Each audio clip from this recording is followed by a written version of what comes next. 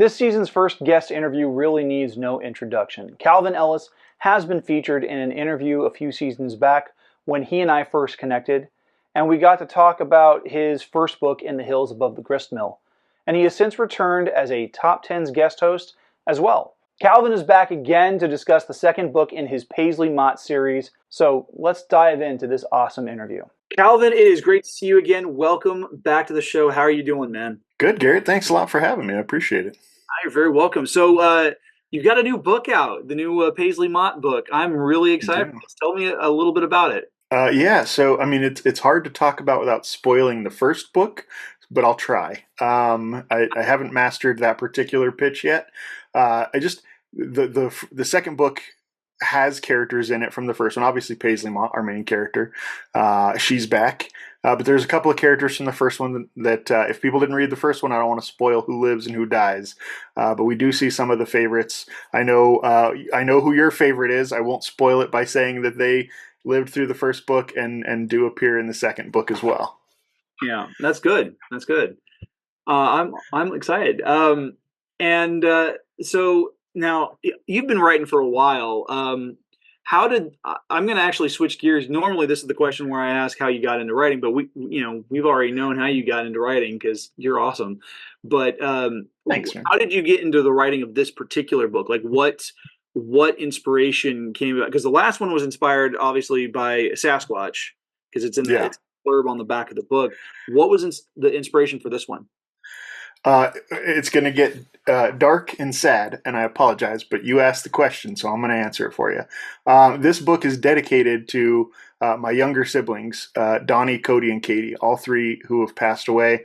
Donnie when I was really young, and so I wrote a short story called When the Music Stops when I was a kid. Kid. Well, I was like 13 years old, and it was about this guy who later in life is trying to find to solve the mystery of his dead sibling. And so it was kind of based off of my younger brother and the loss of my younger brother.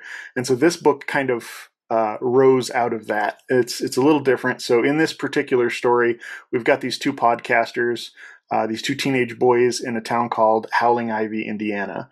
And they're doing a podcast. And at the end of one of their podcasts, they hear one of the podcaster, his name is Derry. He hears his sister call his name on this podcast. And that's what drives Paisley Mott out to Howling Ivy to try to help him figure out try to solve the mystery of his sister's death. So it all kind of came from just missing my siblings and knowing like once they're dead, there's ways you can find them. And, in the book, they're trying to find the answers to give him some sort of peace for his sibling, and me just writing the book was kind of my way of getting, trying to find some sort of peace with the loss of that sibling. What was one of the biggest challenges or the hardest parts that you encountered in writing this particular book? Because I mean, obviously, writing presents its challenges automatically, but when you're working on something like this, which sounds very personal beyond just the scope of this is your labor of love, what are some of the challenges you faced with it?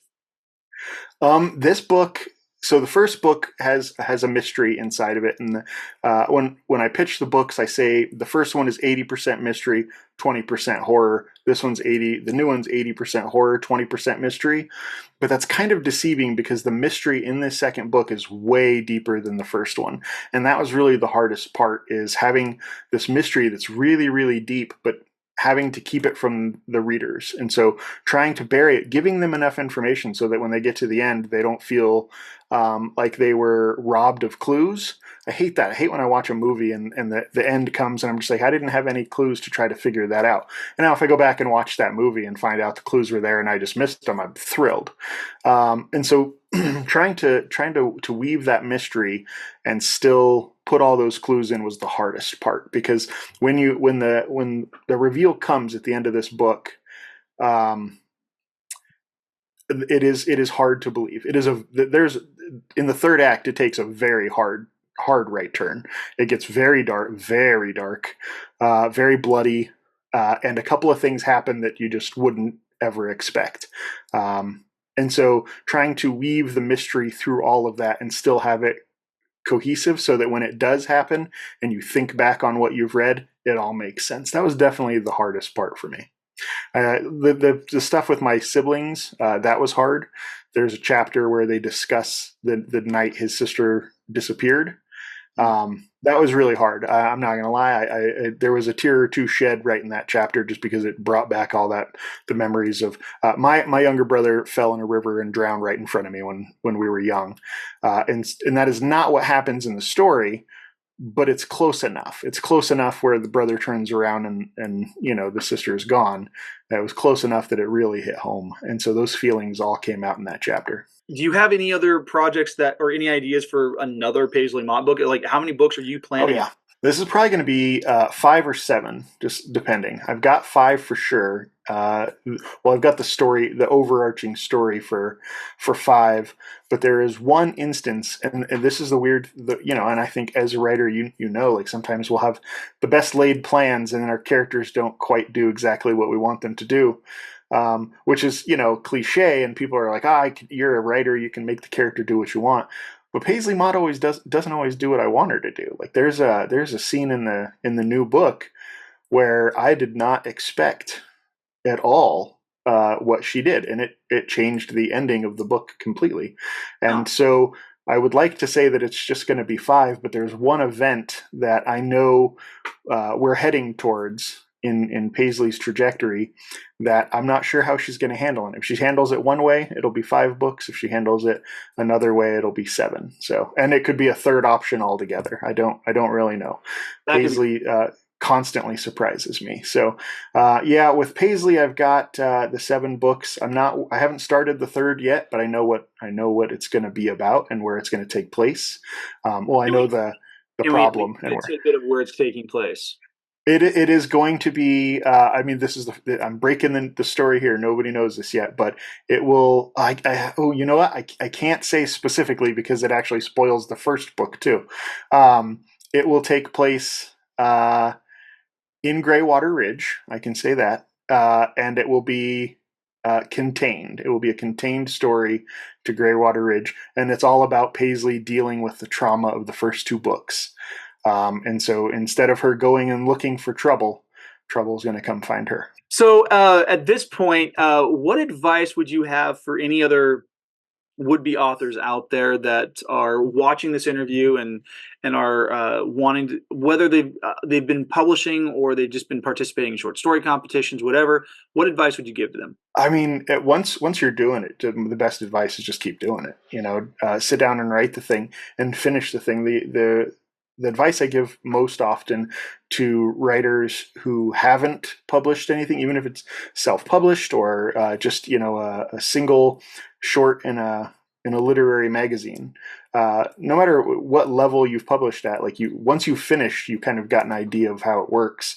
But until you finished your first draft, you don't understand how important it is.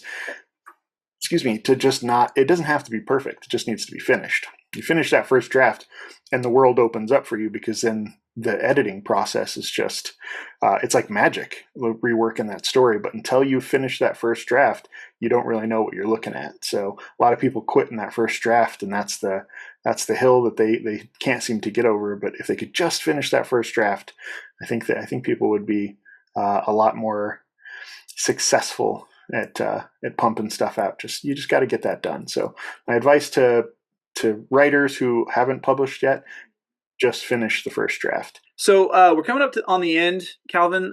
How can people connect with you, and how can they get a hold of copies of your 2 books? So I'm online most places that people are found online. I'm on Instagram at Kalvin Ellis. I'm on Twitter or X or whatever you want to call it at the Kalvin Ellis, I believe, is there. All of it's available. If you go to my website, kalvinellis.com, you can find all my social media stuff there. I think the link to my Facebook profile is there as well. But yeah, my website's the kind of the hub for all that. My books are there. You can buy signed copies of my books. They're also on Amazon, Barnes & Noble, and all the other usual suspect places. But if you want it signed and personalized, the website's the place to go. Awesome. Well, Calvin, thank you so much for coming back on the show. It has been an awesome pleasure to have you. Yeah, man, thanks. It's always so much fun talking to you. You always have the best questions. So, and I love talking about writing. So, anytime you want to talk about writing, I'm down. Absolutely. Thank you to Calvin for being Season 7's first author interview. If you would like to pick up copies of his Paisley Mott series, especially the new book, In the Graves Where the Bones Are Still Wet, or if you'd like to connect with him through social media, those links can be found down in the video description.